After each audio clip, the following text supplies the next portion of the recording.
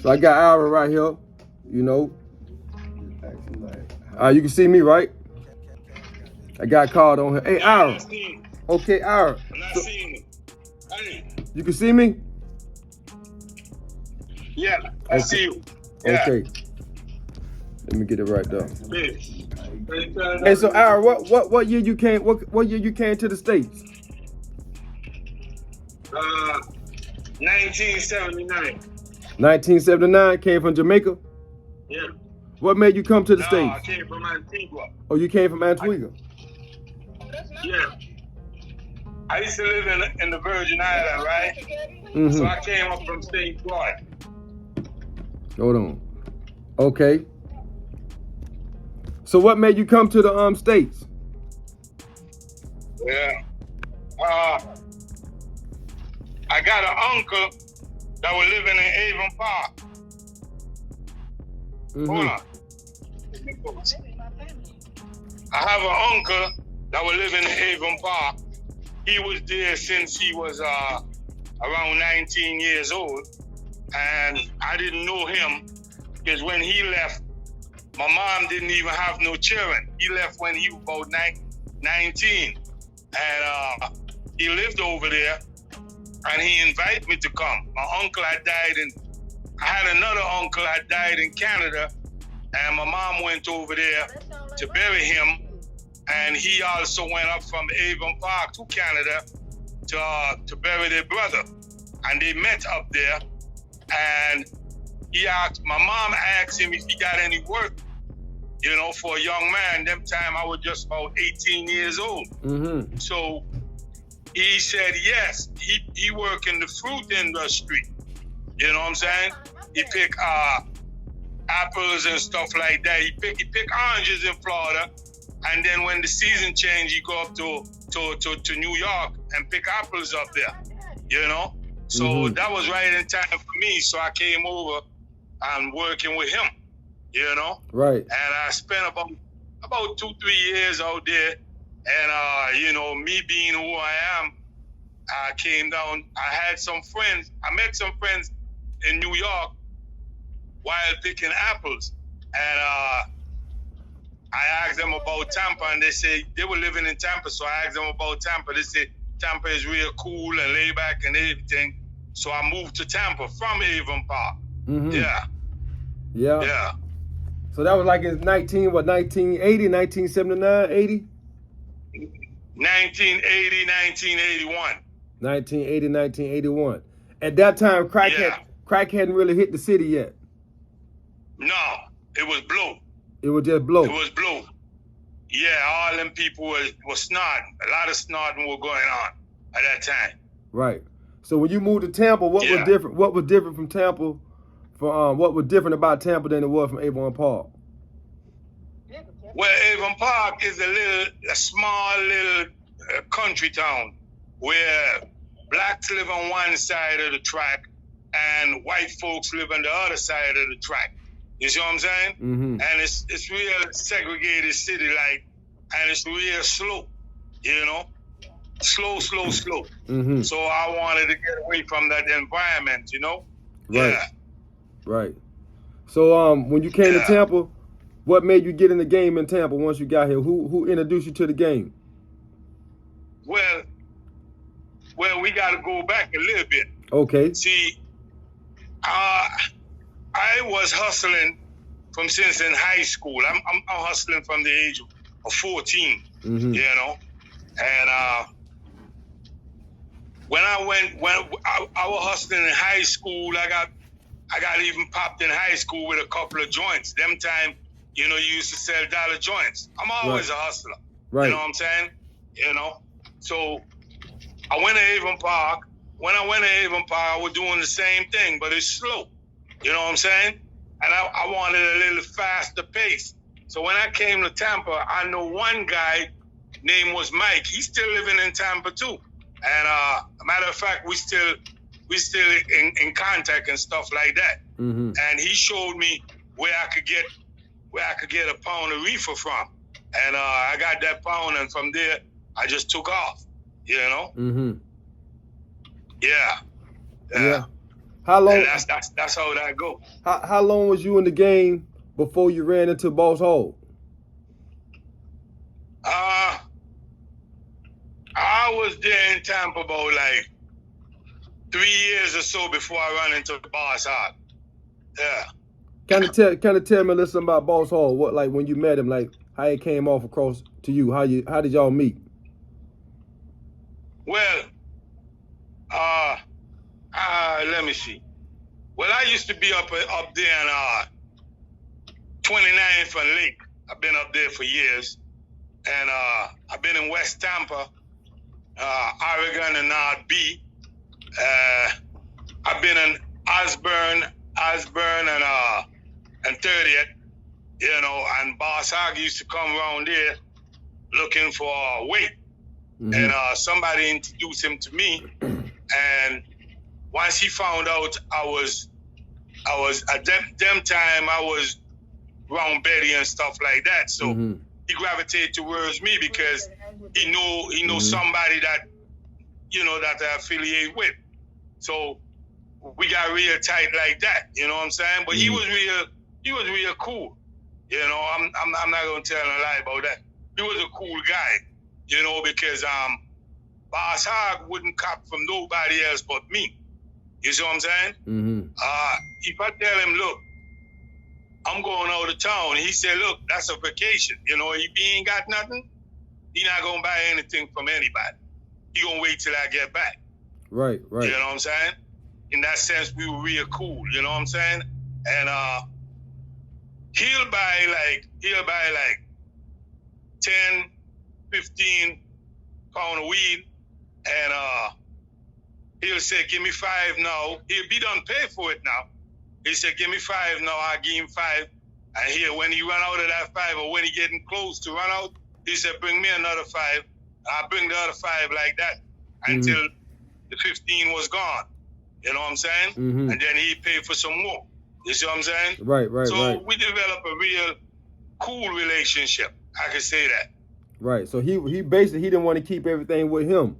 He wanted to just keep some somewhere else just in case something happened. You think? Right. He didn't keep everything. I kept it for him. Yeah.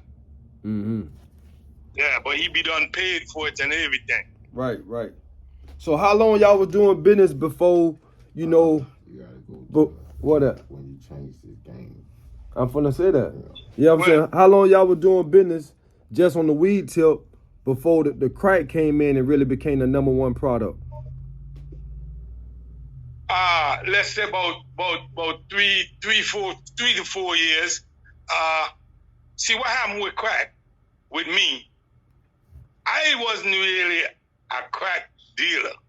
You see what I'm saying? I wasn't into crack. I hated crack. But by him being a customer to me, like he was, I eventually jumped in the game just because of him. You see what I'm saying? Because he kept coming, he's saying, man, you know, his clientele is changing.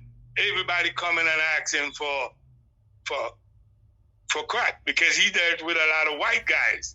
You see what I'm saying? And, you know, guys that went to school with him.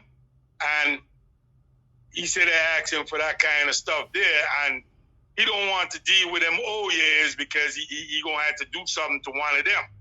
And by me and him doing business that the way we do, he prefer dealing with me. So he kept asking me. I tell him, no, I'm not into that, man. I didn't like that game. But then eventually, I went to Miami, and the people that I dealt with, they were pushing me too, saying to make a lot of money. They were also pushing me, and I was trying to tell them, no, I don't, you know, I'm not getting involved with that. But then eventually I got in it, and it was because of Boss Hog and them too. You know what I'm saying? Matter of fact, when I went to Miami, and I asked them about a key, the big man, he said, what you said? Say that again? And I said, I want a key. And it was a yard It was a yard with a bunch of people in the yard. They got a steel pan in there where they practice to play them steel drums and stuff like that. Right. So he called everybody. He said, hey. Because remember, no, I'm Rasta. You see what I'm saying? And because of my faith, that also prevented me from getting into that kind of game. You know what I'm saying? Okay. You know, dread just deal with weed. You see what I'm saying? So he called everybody and asked me again, what you say again? Tell me what you said. And I said, I want a key. You know, everybody started laughing because they've been telling me this even before crack come out. When it was blow, you know what I'm saying? You put a 1 on it and you make 2 keys and you Right. sell it in powder and stuff like that. You know, so everybody started laughing because they've been trying to get me into that game for a long time. Say it makes a lot of money, but I wouldn't. You know what I'm saying? And then eventually I got into the game just because of them and Boss Hog. You know what I'm saying? So me and Boss Hog will continue doing the same thing. He'll pay for the product, and I keep it for him. And when he asks for it, I just give it to him. Right. You know? Right.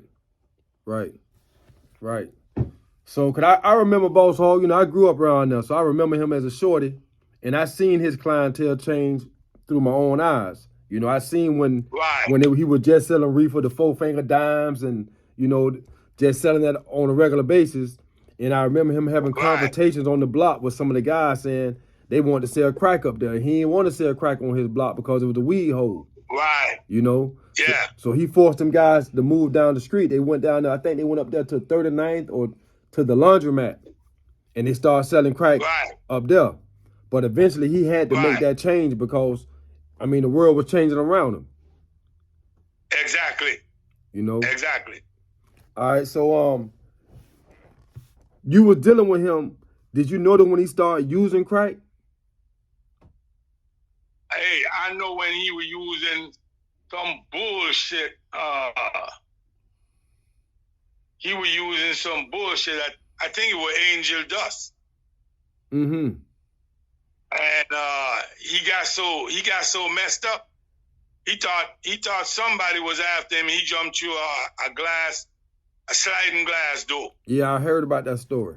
Running down the street, you know what I'm saying? And he had cut all over his body because he was naked. Mm-hmm. He was naked smoking this shit, whatever he was doing with it. He run down the street, butt-ass naked, gash all over his body. And they had him all stapled up and everything. I went and saw him, and he got this staple all over his hand, his legs, his stomach, and everywhere. You know what I'm saying? And then from there, he was selling crack, and he was doing good because, you know, he had a white clientele. You know what I'm saying? Mm-hmm. And I don't know, man. He started using that shit. You know? Mm-hmm. It seemed like a lot of guys that was hustlers back then, especially the pimps. The pimps really got. I mean, the crack really did them under. A lot of the pimps started using that crack. You know. Yeah, they start messing with it, and it's a hard drug. It gets you hooked very easily. Right. You know, so a lot of dudes were getting hooked on it. You know, a lot of dudes that you know were hustlers, have nice cars and everything.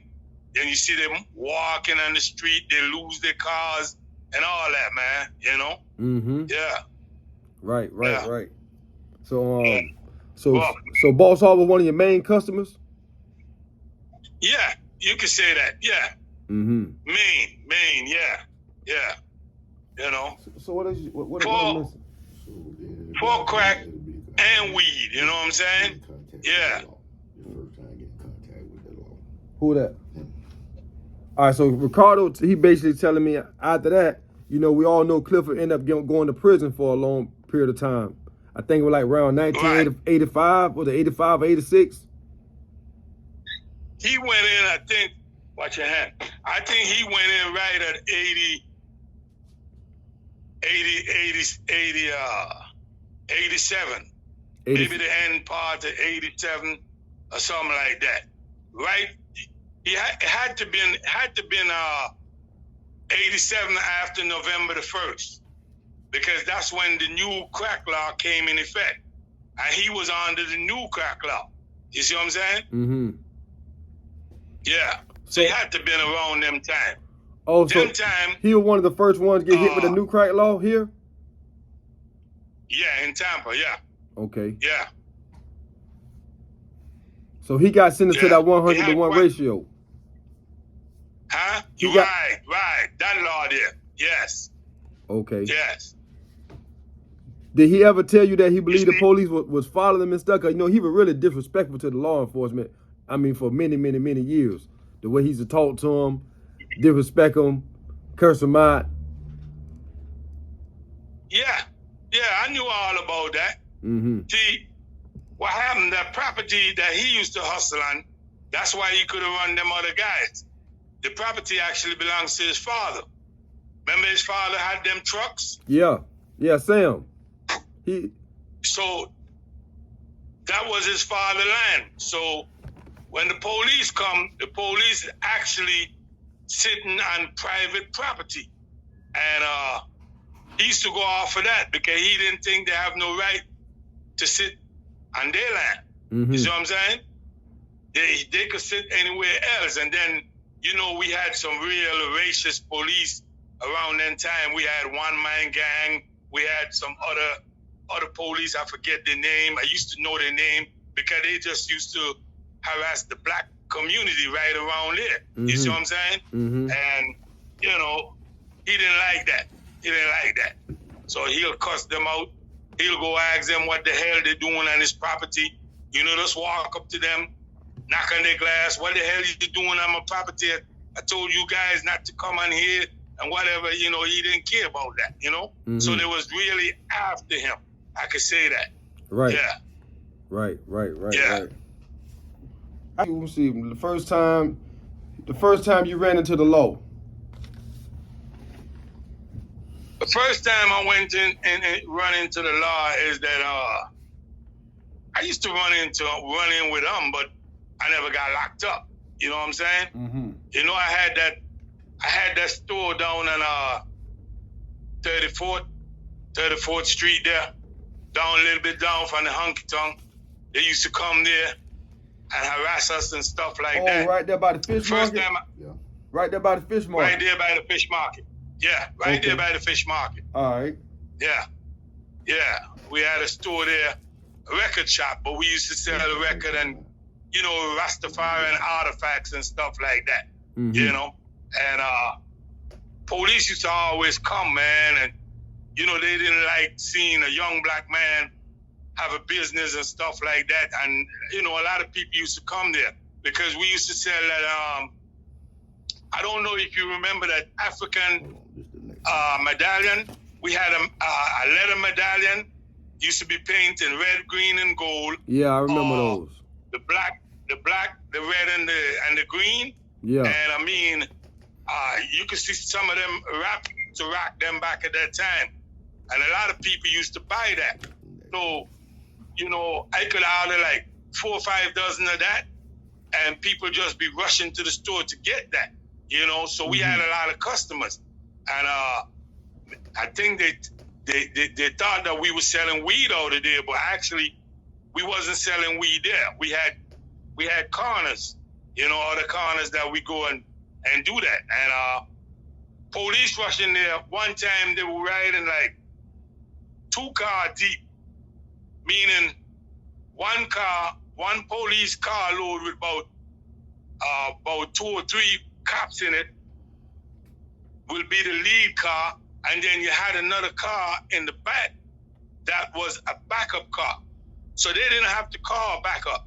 They had backup right away. Mm-hmm. You know what I'm saying? Because, I mean, the street was real hot at them times. And they stopped a dude right a little past the fish market one time, and the backup car was supposed to just sit there and watch them. You know what I'm saying? And if any confrontation go down, then he will assist them. But what he actually did, he just run up in my store. And I was in there by myself. And I have a counter, and he just come behind my counter. So I asked him, get from behind my counter. I'm asking you, please, you know, I don't care what you say or whatever, just get from behind my counter. And he says that he saw somebody run up in the store. Didn't nobody run up in the store. He went in the little office that we had there, and he went in the bathroom. Wasn't nobody in there but just me. Mm-hmm. So I took the license off the wall, and I showed him. I said, look, get from behind here. I don't care what you want to say or whatever. Just get from behind my counter. He kept saying, you remember they had that commercial, come back to Jamaica, something like that, jingle like that. They were inviting people to actually come to Jamaica for tourism, right? You know. And he started singing that song, come back to Jamaica. And he said, you going back to Jamaica? You going back to Jamaica? He pointed his hand all up in my face and stuff like that. So I asked him, I said, look, man, get from behind my counter. And he just kept on doing what he doing. And I get real ignorant, and I just smack him and I just thump him in the face. Mm-hmm. You know what I'm saying? And knock him down. I didn't even know. You can ask anybody around here who is one-man gang. If they know of a cop used to terrorize the neighborhood named One-Man Gang. When he come by himself. He was a big dude. You know what I'm saying? But I punched him so hard, he fell behind the counter. And then I went outside, and I started calling everybody and said, look, the police just come in my store and start fighting me. You know what I'm saying? And the guys that he was supposed to be assisting, the cops, came down there, and they all, you know, they didn't jump on me because I guess they scared so much people was around then. Right. They just grabbed me up, handcuffed me, and put me in his car. So he took me around there by Columbus Avenue and parked. This building was abandoned, like, and he parked in the parking lot, and he started singing that same song to me, come back to Jamaica. And he said, you're going back to Jamaica, you're going back to Jamaica. So I told him, if you take these cuffs off my hand and let me out, and we go in this parking lot, I beat your motherfucking ass. You know what I'm saying? Mm-hmm. And he kept me around there for about an hour and just antagonizing me for the whole time. And then he took me down, and I bailed out, you know, and that was the case. I got a lawyer, Mike Jones, and I told him, explained to him exactly what happened. And when he did the deposition and him, he lied. But his partner, they didn't lie. You see what I'm saying? Mm-hmm. They say he had no business in my store because he was supposed to assist in them. So then and therefore, they don't know what went on in the store. You see what I'm saying? Right. So my lawyer was talking about suing them. But what they did, they didn't let me beat the case outright. What they did, they give me a resisting arrest without violence. Right. You know? So, and then the case is squashed from there. They say it wouldn't go on my record or anything like that. So I just took it. Right. You see what I'm saying? Right. Yeah. Right. That's the first time I got into it with them personally in Tampa. Mm-hmm. Yeah. Okay. Mm-hmm. So you never really got caught with no work or nothing like that in Tampa? Only that time when I went to prison at my house. Other than that, all them dudes around me been on probation, they've been on house arrest, they've been on all that kind of shit. Reinstated probation and all that. I ain't never been in none of that. Right. So I'm saying, I ain't never had none of that. Right. You know? You wasn't that lucky, like I be saying. Huh? You wasn't that lucky like that. I ain't get to go through the same thing either. I ain't get to have all the opportunities. Right. I didn't have all of that. I never went through that. Right. Yeah. So what happened when you went to Texas? What started made you go out towards Texas? Well, I used to go to Miami, and what happened, the food started changing. You know what I'm saying? Mm-hmm. You go to Miami, and you get the same old Jamaican bullshit, you know. Remember, these people doing all kind of shit now, so they wanted something stronger. And going to Texas, going to Miami is just that Jamaican shit, Jamaican cali weed with a bunch of seed and stuff like that. The Colombians, they used to bring Colombian gold, and they stopped bringing that gold. They bring cocaine instead. Smaller package, they could bring more and make more money. So Miami started falling off with the weed. You know what I'm saying? You go down there, you wasn't getting good weed. So a friend of mine right there in Tampa named Kanai, he did some time to a Jamaican guy. He was working with me, and one time he owed me about $60,000. And what he did, he went out, his father was living in Texas, and he went out there, Houston, Texas. He went out there, and he came back, he took my money and bought some weed. Then he come back, and he said, look, I went out to Texas, and I got some weed, and I got a connect for you. You know what I'm saying? I said, well, okay, cool. So once we sell that $60,000 worth of weed, we went out there, and I went out there with a little bit more money, and his father didn't really have the connect that I'm looking for. So I meet some other guys, some Mexicans, some young guys. They were just like, I think one of them was like 17 years old, and one of them was like 18. Gabriel and Adrian. You know, they were brothers. You know, their Mexican family was huge family. They got like 14 brothers and sisters and stuff like that. Yeah. And I met them guys, and they become a connect out there. They were real cool. And bought the weed from them, come down. Before the week finished, we finished with that load. We went right back, you know what I'm saying? Went right back, coming back, go back up, come back, you know what I'm saying? So that's how we started going to Texas instead of Miami. Because we getting better food. We were getting like, the skunk I didn't really like, but I bring 1 and 2 pounds in the city, and I bring what you call, at that time, what it was called? The weed actually came from Mexico and Belize. You know, Belize is right next door to Mexico. So the weed come from Belize or Mexico. And the weed was so light, you could put it in 2 pound bag, and it would actually, 1 pound will actually look like 2 pounds. You know, it was real fluffy. So people was really rushing it, you know what I'm saying? And we the only one that was bringing that weed in Tampa. You see what I'm saying? Yeah, so, yeah, that was real lucrative business at that time. Yeah. So how you get knocked off in Texas? All right, so what led up to you getting knocked off in Texas?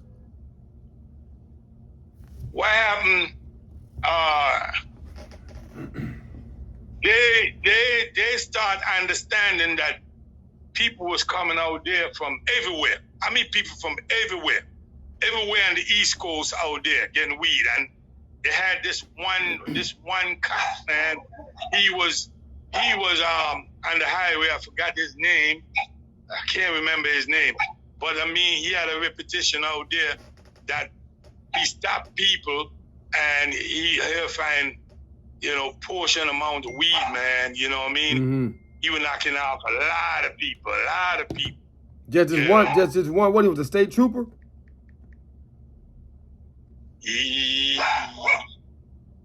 Yeah. He was a state trooper, but he's stationed in Chambers County. That is a joint county to Harris County. Harris County is the county that Houston is in, and to the east of that county was Chambers County, and he was attached to Chambers County. That's where he would be in, and it would be in High 10. You know, High 10 take you from Jacksonville all the way down to California. Right. You see what I'm saying? And so we travel High 10, and then come up, and then we'll take, I forget what highway we'll take, come to Tampa, you know.